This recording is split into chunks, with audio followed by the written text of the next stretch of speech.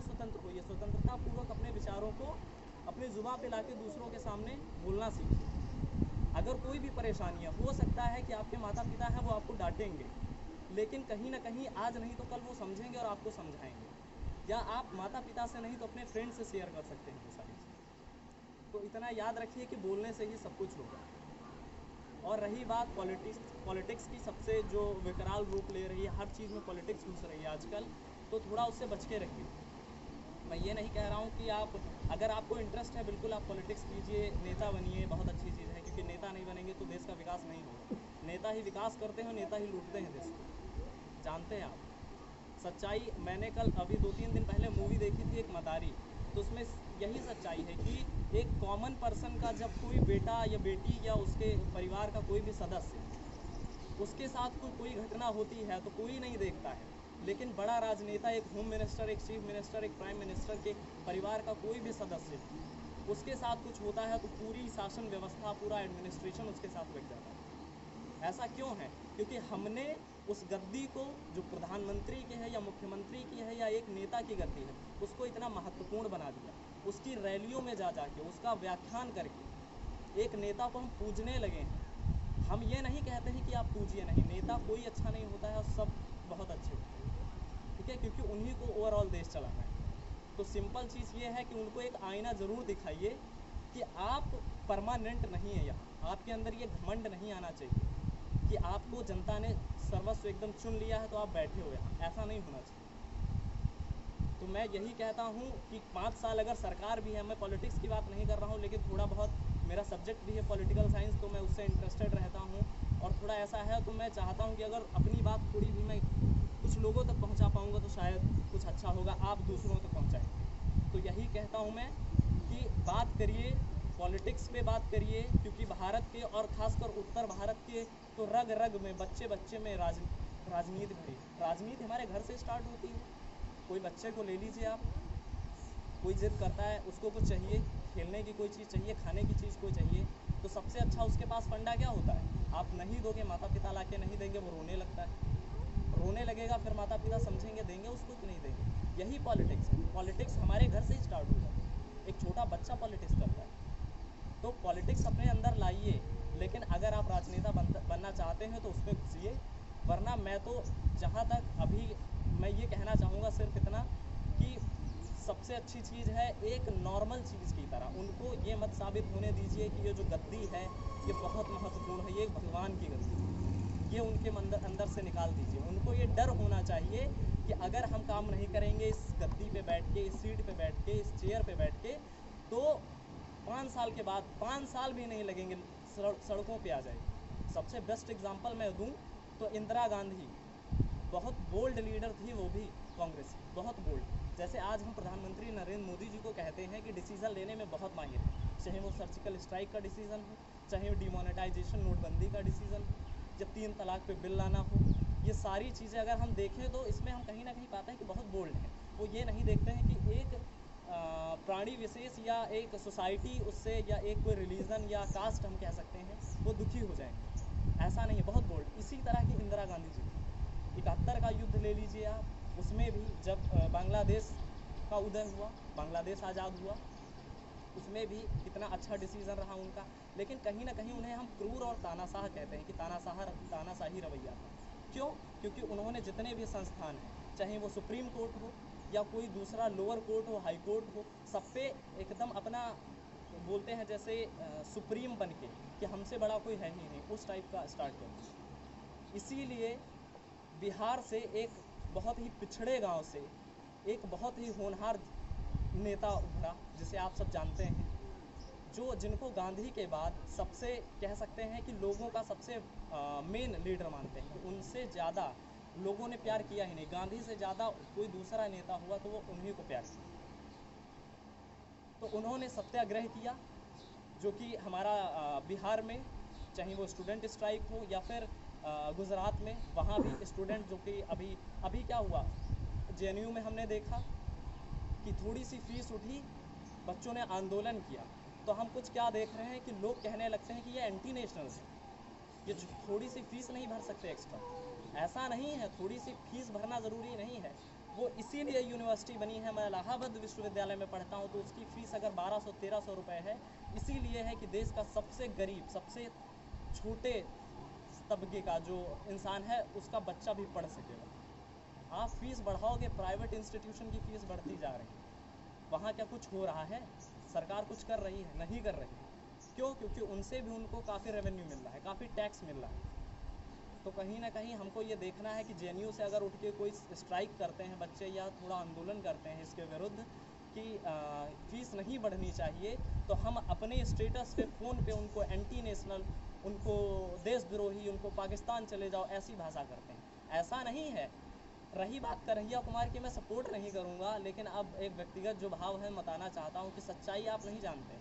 जो हमें टीवी चैनलों पे दिखाई जाती है वही हम जहाँ देखते हैं। टीवी चैनलों में क्या देखते हैं? जहर घुला जा रहा है। जितनी भी न्यूज़ डिबेट्स हैं जहर घुला जा रहा है। हमारे बच्चे, छोटे बच्चे टीवी चैनल देखेंगे, न्यूज़ डिबेट्स देखेंगे, क्या सोचेंगे? क्या ऐसे डिबेट होती है? कभी CNN या CNBC या BBC लंदन इस न्यूज़ को कभी कोई देखता है?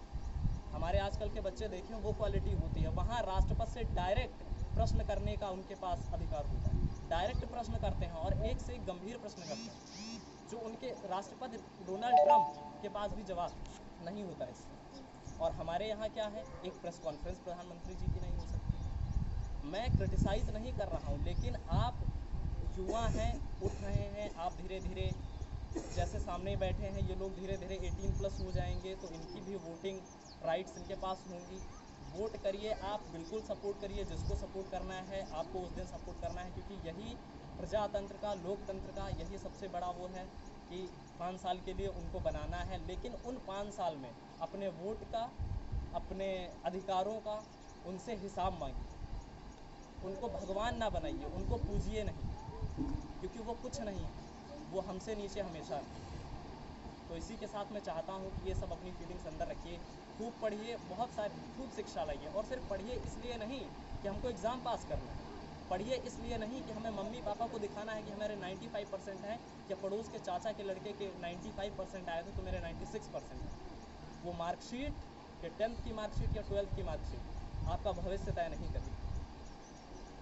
आपके अंदर ज्ञान कितना है, आप लोगों में, सोसाइटी में कितना बदलाव ला सकते हैं, वो मायने रखता है। तो पढ़िए इसलिए नहीं कि हमको पास करना है, हमको नंबर लाने हैं। पढ़िए इसलिए पढ़िए कि हमको कुछ जानना है, हमको कुछ सीखना है कि अगर प्लासी का युद्ध हुआ था तो उसमें अंग्रेज़ों ने इनको हराया या बंगाल के नवाब को हराया, तो किस लिए हराया? क्या वो कारण थे? ये जानने के लिए पढ़े। क्या वो कर सकते थे जो अपने यहाँ की जीत हो जाती? क्या वो कारण थे कि 200 साल तक राज के अंग्रेज़ों ने? तो ये सब जानने के लिए पढ़े। हमारे अंदर एकता ही नहीं थी। आजकल हम हिस्ट्री की बुक्स में पढ़ते हैं, क्या पढ़ते हैं? पूरा ऊपर से नीचे आप देख रहे हैं सब अंग्रेज़ों के बारे में, या मुग़ल शासक जितने रहे, लोधी डायनेस्टी, या जितने भी मुग़ल डायनेस्ट हुए उन्हीं के बारे में तो पढ़ते हैं। भारतीय, चाहे वो सम्राट अशोक हों, हल्का फुल्का थोड़ा बहुत हिस्ट्री की बुक्स में आपको मिलते हैं, या शिवाजी महाराज हों या रानी लक्ष्मीबाई हों, इनके बारे में पढ़ते हैं? क्यों नहीं पढ़ते हैं? क्यों? और इन्होंने राज क्यों किया दूसरे लोगों ने आके?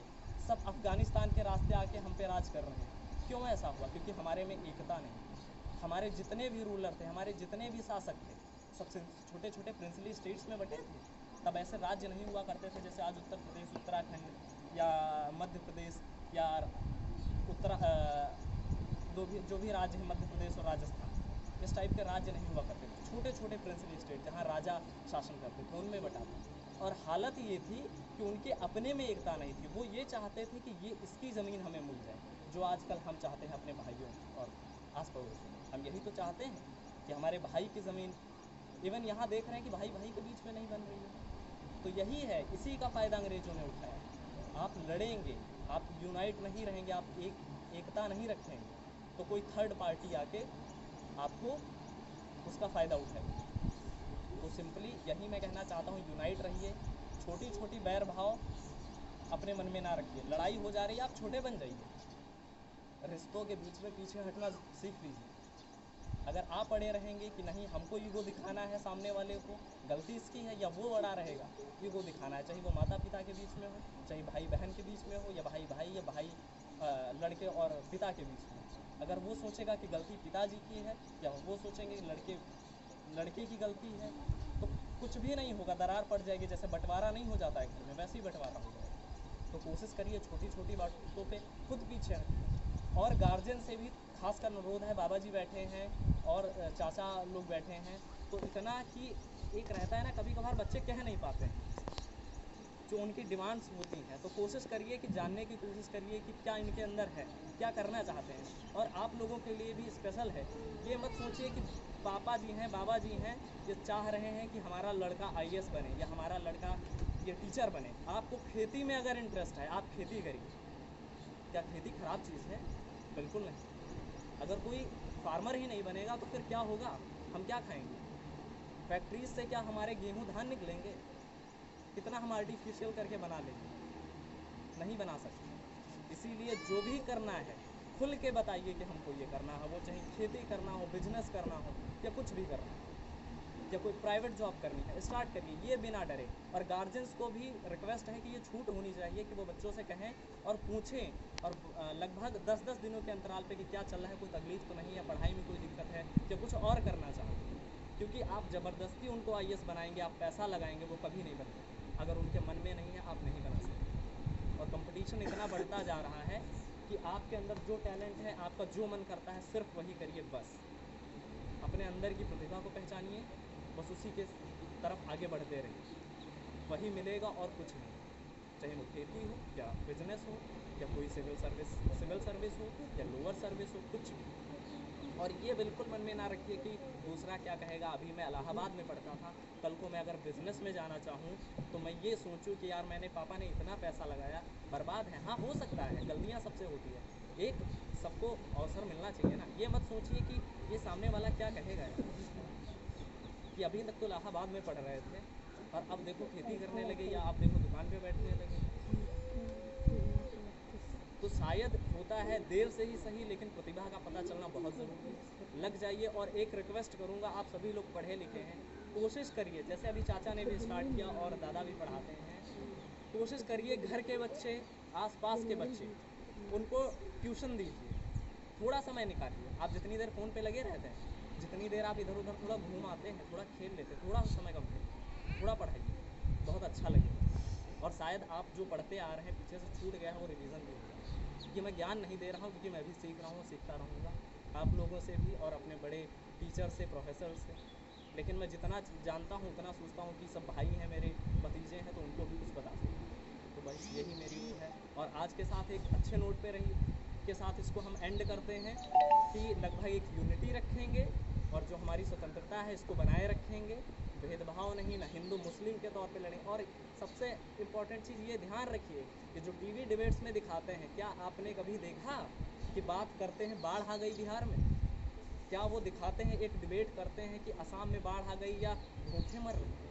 कोविड-19 से इतना ज़्यादा अभी हमने देखा कि लोगों का आना, जो जितने भी, चाहे वो दिल्ली गए हों, नोएडा गए हों, मुंबई गए हों, या किसी भी दूसरी जगह पुणे गए हों, वहाँ से वापस आए हैं, कैसे आए? पैदल चल चल के आए। आपने सोचा कि अब क्या वो वापस जाने का कभी सोचेंगे? या सोचेंगे तो कैसे जाएंगे? क्या उनके पास पैसे हैं? मैं तो डेली पढ़ता था, डायरेक्ट लगभग फ़ोन पे भी देखता हूँ, न्यूज़पेपर में भी पढ़ता हूँ कि ऐसे ऐसे लोग थे कि उनके पास एक दिन के खाने का भी पैसा नहीं था, एक दिन का। क्योंकि कुछ ऐसे हैं जो रिक्शा चलाते हैं, जो ऑटो चलाते हैं किराए से, डेली का कमाते थे, डेली का खाते थे, तो उनके पास क्या बचा? और घर में उनके गांव में आके उनके पास रहने को सही से घर नहीं है। ये ग्राउंड लेवल की बात है, लेकिन क्या ये न्यूज़ चैनल दिखाना चाहता है? क्या देखेंगे हम आप? हिंदू मुस्लिम, मुसलमान ने ये बोल दिया, हिंदू ने ये बोल दिया, ये हो गया। एक बीजेपी का बैठा है, एक कांग्रेस का बैठा है, एक मुस्लिम समुदाय का एक धर्मगुरु बैठा है, एक हिंदू का धर्मगुरु बैठा है। इसको देखना छोड़ दीजिए अगर अच्छाई चाहते हैं तो। राजनीति में इंटरेस्ट रखिए, लेकिन ये डिबेट्स देखना छोड़ दीजिए, वरना खून खौलेगा दूसरे समुदाय के लिए। ग्राउंड लेवल पे देखिए कि भले उनके जैसे अपने यहाँ मुस्लिम हैं, मैं टारगेट नहीं करूँगा, लेकिन कितनी हमारी उनकी युद्ध हो जाती है, कितनी लड़ाई होती है। पर्सनली बाबा बताइए, कभी मैंने, जब इतना मैं बड़ा हुआ हूँ, कभी मैंने नहीं सुना कोई लाठी डंडा भी चलता, ऐसा कुछ नहीं होता है। हाँ, भड़काता कौन है? अभी दंगे हुए थे मुजफ्फरनगर में, वहाँ भी क्या हुआ था? हिस्ट्री जाना, यूट्यूब देखते हो, खुलना, मुजफ्फरनगर दंगे की डॉक्यूमेंट्री देखना, उसमें पता चलेगा तुम लोगों को क्या था। इधर से एक हिंदू दल का नेता जाता है, इधर से एक मुस्लिम दल का नेता जाता है। सिर्फ एक बात पे लड़ाई हुई थी, कुछ छेड़खानी के टाइप कुछ हुआ था कि छेड़ दिया था हिंदू लड़की को या शायद मुस्लिम लड़की को लड़कों ने, तो उसी के चक्कर में सेकंड पार्टी ने फर्स्ट पार्टी को मतलब ऑन द स्पॉट मार दिया और उसी में दंगा भड़का था। कुछ नहीं था, एकदम शांत माहौल था। एक हिंदू नेता जाके उन्होंने करवा दिया FIR उनके मुस्लिमों के विरुद्ध, मुस्लिम नेता जाके सपा के नेता जाके उन्होंने करा दिया हिंदुओं के विरुद्ध। क्या हुआ? दंगा हो गया। मरा कौन? हम लोग। वोट कौन पा रहा है? नेता। दिल्ली में दंगे हुए, हिंदू मुस्लिम दंगे अभी हुए, जस्ट अभी कुछ दिनों पहले, जस्ट 2-3 दिन पहले देख रहे हैं हम बेंगलोर में दंगे हुए। बेंगलोर में पुलिस थाने टाइप फूंकती है। आप लोग न्यूज़ देखते, फ़ोन पे चलाते हो, देखते हो। क्या हुआ? एक फेसबुक पोस्ट की वजह से सर, फेसबुक पोस्ट पे डाल दिया कि हमारा ये खतरे में है, वो खतरे में है। किसी के कहने से ना हिंदू खतरे में हो जाएगा, ना किसी के कहने से इस्लाम। 500 सालों तक लगभग मुगलों ने शासन किया हमारे देश पे। क्या बिगाड़ लिया हमारा? हाँ, संस्कृति को ठेस पहुंचाना जरूर चाहा, लेकिन क्या कुछ बिगड़ गया? 200 साल अंग्रेजों ने शासन किया। हमारा हिंदू धर्म नष्ट हो गया क्या? हम भगवान की पूजा करना छोड़ दिए क्या? तो ये चंद लोगों के कहने से, नेताओं के कहने से क्या हमारा हिंदू धर्म नष्ट खतरे में आ जाएगा? बिल्कुल नहीं, सोचना भी नहीं। इनके चक्कर में मत आओ। पढ़ाई से मतलब रखो, सोसाइटी से मतलब रखो, सबसे प्रेम के भाव से रखो। कोई किसी को नष्ट नहीं कर सकता, जो है वो चलता रहेगा। बस इतना है कि आपको बढ़ाना है, आप उसको, हिंदू धर्म को प्रफुल्लित करिए। श्री राम का नारा लगाते हैं, जय श्री राम, मार देंगे जय श्री राम करके, लिंचिंग हो जाती है। मुसलमान हो या कोई दूसरा है, हम देखते हैं कि बहुत सारे वीडियो देखते हो, जय श्री राम के नाम पे मार देते हैं लोगों को। यही धर्म है, जय श्री राम ने यही सिखाया क्या हमें? जय श्री राम जब चले सीता जी को ढूंढने, तो क्या था? उनके साथ कोई राजा चले थे? उन्होंने किसका साथ लिया? पिछड़ों का, दलितों का, सबरी के बेर खाए उन्होंने। उनके अंदर भावना आ जाती है, अरे ये तो नीची कास्ट का है। जय श्री राम के पग चिन्हों पर अगर नाम ले रहे हो जय श्री राम, तो उनके पग चिन्हों पे चलो। वो कभी नहीं चाहते थे कि अशांति करे, वो चले थे रास्ते में, उनके बहुत सारे, बोल सकते हैं कि रिश्ते के किंगडम भी पड़े। जब वो लंका के लिए जा रहे थे, उन्होंने किसी का साथ नहीं दिया। इतने महान राजा और थे उत्तर भारत में, जैसे हम चले गए, उनका शासन, क्या किसी ने आके, वो भी तो जानते थे दशरथ का लड़का जा रहा है, मदद मांग सकते थे, मदद के लिए जा सकते थे वो राजा, लेकिन नहीं गए।